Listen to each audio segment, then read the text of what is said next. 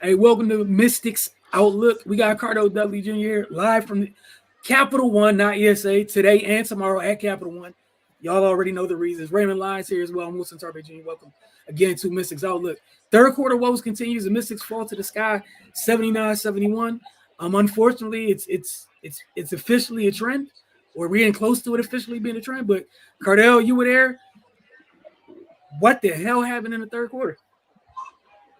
The Messies beat themselves once again. 8 turnovers in the third quarter. That's what sparked it, man. And then they to the sky outscoring them 25-10. That was the game. Other than that, the Messies win the game. They started the third with a 13. They built it up to a 13-point lead early in the third quarter. And by the time the fourth started, they were down 6. It was just ugly basketball. Unforced turnovers, being cute, thinking the game was over. And then on top of that, compounding it was missed shots. The vets, really none of the vets showed up tonight.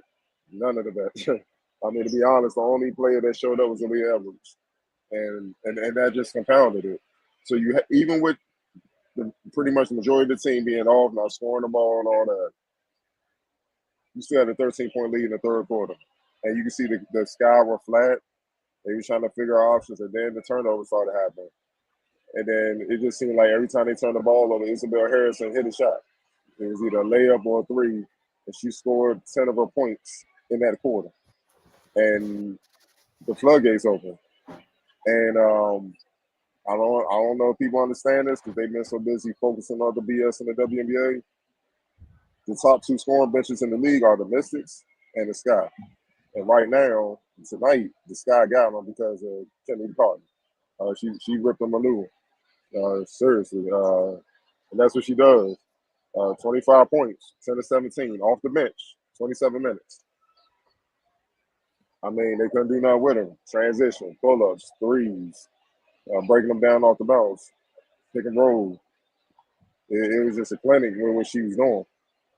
You would think somebody would put a stop to that, but nobody really stepped up and did. And then in the fourth quarter, they had their chances, got it down to 4, got it down to 2. And then here come the cute stuff, man. Lou got to stop being cute. You know what I'm saying? Look, hold on to the ball tough when you get in the paint and go up strong. This ain't the NBA where they just gonna let you have it. You're gonna feel contact, and then it's not like you're gonna jump over everybody and score. You gotta be able to protect the ball. Even with the ball handler trying to dribble in the tight spaces, why take their chances? When they throwing cross-court passes, Chicago's long as hell. They're not the most offensively efficient team outside, you can say, Carter or whatnot. They can really break somebody down, get to it. Diamond and Shields at times as well. But they're big and they're long and they're athletic, especially in the front court, man. And it's hard to get cross-court passes. Yeah, it's hard. A couple times they got steals off of just pick and rolls. Angel would hedge out and then get back to her man and would steal the ball. You know what I'm saying? And really seeing the professional version of Angel, all she missing is more of a skill set offensively, and she's a terror. Defensively, she's a monster. She's a monster, man. And it's not just her alone. Her, Isabel Harrison, Camilla, when she comes in the game, 6'7", clogging the paint. Obviously, with the speed of Diamond and you know, Diamond, Dana Evans. You know, she didn't play that much when T Smooth. You still got pissed at her. And when Lindsay, the hometown product, Lindsay Allen, and obviously Carter had to go on. She just went with what was working, which is what a coach is supposed to do. And then obviously Marina Mabry, you always got to pay attention to her. And she had a quiet 10 points, but she was still efficient, 4 or 7. But we know she's a sniper and a tough competitor, man. So, and Elizabeth Williams, I keep forgetting about her. Like, she didn't play that much because of what Isabel Harris, Angel Reese, and Camilla and all those ladies were doing their side, man. She went worse. Because when they were in the game, Dana and Liz early in the game, Mystics had their way. And she put the more athletic version of them in there, and the Mystics just act like it was 10 people on the court at times. And they didn't know what to do. And that's what it is, man. It's a trend, man. It's a trend. Like, they balled, it's a close game, then it's just a quarter where it's like, it look like, have y'all practiced before? Have y'all played together before? Because y'all acting like y'all don't know each other all of a sudden. And then when their backs against the wall, they'll try to play again and stuff like that. And it's just like, man.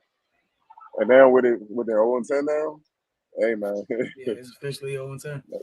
yeah, dog. That's a third of the season. That's tough. That's tough, man. And the thing that makes it even more frustrating is they beat themselves in most of these games. So I've been saying it from day one. They gotta correct the little things, man. They really gotta go back to the drum board. Like as I'm talking to you guys live, Ariel Atkins is out here shooting free throws. So that tells you it's eating at him. You know what I mean? Like it's just crazy because no way they should have lost this game. No way. They should have won this. And we know what's coming to town tomorrow. So with the ice tub, watch some film, get some rest, and then come back and try to get their first win tomorrow, man. Because it's just it shouldn't. Your best player on the floor shouldn't be a rookie. She should be one of them. And she shouldn't. It shouldn't. She shouldn't. Especially this early in the season and stuff. It shouldn't be a rookie right now. So a lot of vets need to look in the mirror right now because they're the reason why they're down. You can't expect the rookie to do this. I mean, come on, the rookie shine against that front line, that athletic long front line, and the rest and the vets act like they never seen something like that before. It's just disheartening, man. So they got a lot of work to do. Right. Yeah, not too much to add, man. Mystics taking some pointers from their male counterparts. It's not looking good. But yeah, Cardell pretty much laid it out, man. The third quarter was the game. They just got careless with the ball, didn't take care of the small stuff. Still fouling way too much. And I mean, they went away from what was working. Aaliyah Edwards had it going. You gotta go with that until it ain't working no more. You know, and when they started to integrate her back into the game, they came back and were back within striking distance. But yeah, man, it's looking bleak right now. Ariel's got to be better, plain and simple. She's got to figure it out. You know, I know she's going to put the work in. So we'll just see if those results start to bear fruit. But you know, up until this point, she's just honestly been disappointing. You know, she was especially with, you know, in this transitional phase, I'm sure she was going to be leaned on to be, you know, one of the leaders of the team. You know, she's been here for a while now, got some experience under her belt.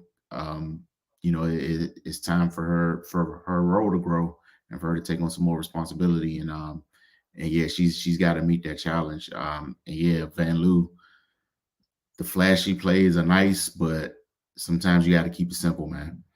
And it's costing them. You know, she's having some turnovers at inopportune times, and she's got to make a shot. You know, teams are just letting her bomb away because they have no respect for her outside shooting. So that's something she's got to correct. But yeah, man, they got to stop. They got to stop being the best player on the other team because that's basically what's happening now. Yeah, you mentioned 24 turnovers tonight, and then 7 missed free throws in an 8-point game. Despite everything that happened, like you guys both mentioned several times along the way to this 10th game of the year, just the little things they have to check those boxes. Far too often it costs them, and I mean like really, really cost them. Even with, you know, Cardell, you mentioned the front line.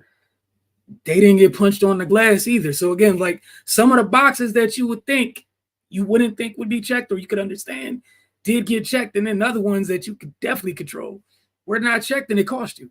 It literally cost you. But player of the game, guys.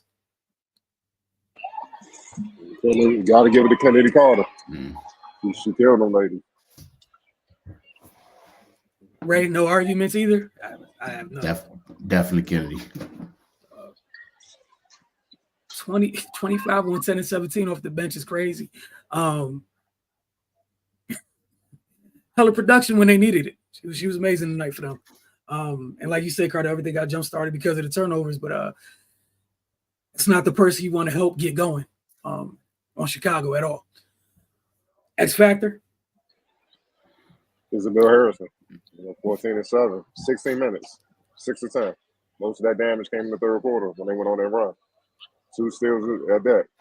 Plus 20. So there you go. Again, I have no argument. So was that 39 from those two tonight? It's huge. Yep. Cardell, you mentioned the 2 top benches in the league. Just two people on Chicago had 39 together on a night when they shot 7% from deep, 38 from the floor. It's extremely tough. Like you said, be right back there tomorrow night to take on Indiana. And hopefully they take care of some of the little things. But man, it was another tough one. We'll see y'all tomorrow night. We'll check in with y'all then.